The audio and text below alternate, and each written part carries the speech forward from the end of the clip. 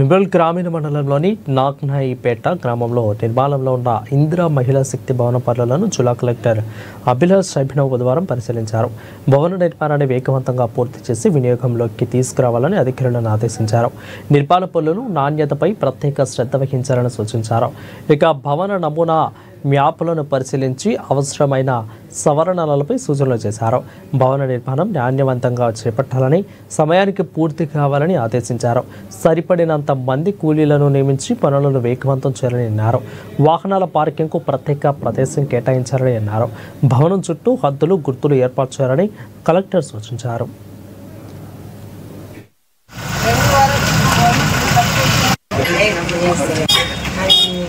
No 400 square feet. 400 maximum 600. Exact product price this one. Maybe compound or available. Congested place for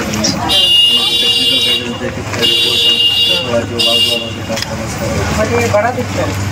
ये पता कब करते हैं मंजिल में. हाँ हाँ.